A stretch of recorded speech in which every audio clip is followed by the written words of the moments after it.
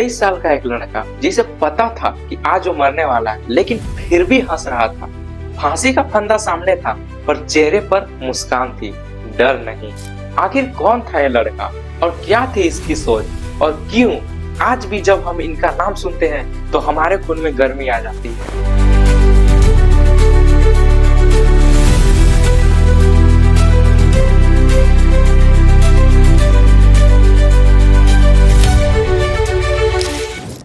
सितंबर 1907 पंजाब के एक छोटे से गांव में जन्मा ऐसा लड़का जिसके खून में देशभक्ति बचपन से ही दौड़ने लगा था।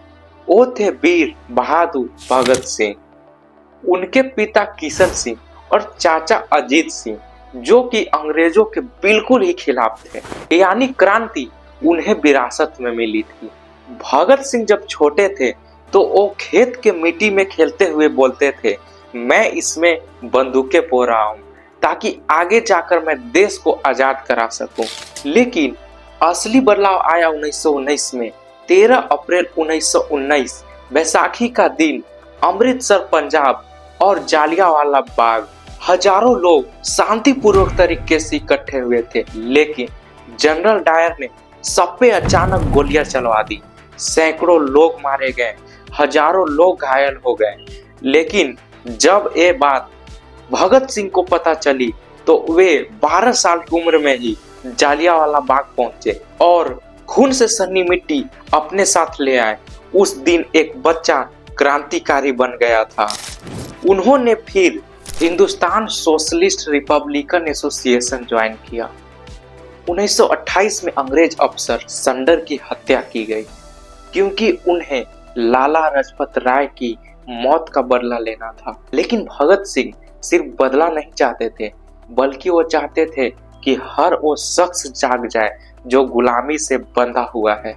इसलिए 1929 में उन्होंने और बटुकेश्वर दत्ता ने असेंबली में बम फेंका, लेकिन वो बम मारने के लिए नहीं था, बल्कि आवाज उठाने के लिए था। इसके बाद उन्होंने खुद की गिरफ्तारी दे दी। उन्होंने जेल में भी अपना संघर्ष छोड़ा नहीं। वे 116 दिनों तक भूखा हड़ताल किए, क्योंकि भारतीय कैदियों को भी उतना ही अधिकार मिल सके जितना अंग्रेज के कैदियों को मिलता था। वो किताब पढ़ते थे, लिखते थे और हर दिन अपने आप को मजबूत बनाते थे। उनके लिए सिर्फ आजादी अंग्रेजों से नहीं, बल्कि वो हर लोगों से थी जो लोग उनके गुलामियों में बंधे हुए थे। इसके बाद उन्हें फांसी की सजा सुना दी गई। 23 मार्च 1931 राजगुरु, सुखदेव और भगत सिंह, लाहौर जेल, इन तीनों को फांसी होने वाली थी। जब उन्हें फांसी के लिए बुलाया गया तो वो डरे नहीं, बल्कि हंसकर बोले, इनकलाब जिंदाबाद, और चूमकर अपने फांसी के फंदे को गले लगा लिया। 23 साल की उम्र में ही उन्होंने अपने प्राण देश के लिए निछावर कर दिए। आज हम आजाद हैं, लेकिन क्या हम आजादी की कीमत समझते हैं?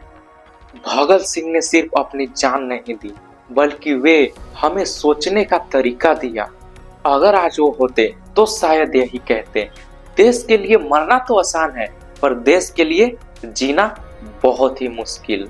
तो आज हम अपने आप से वादा करें, देश को बेहतर बनाएंगे, सच्चाई के लिए हमेशा खड़े रहेंगे और अपने इतिहास को कभी नहीं भूलेंगे, क्योंकि शहीद मरते नहीं, बल्कि हमारे दिलों में हमेशा जिंदा रहते हैं। Revolution is my birthright and I will fight for it till my last breath. इनकलाब जिंदाबाद।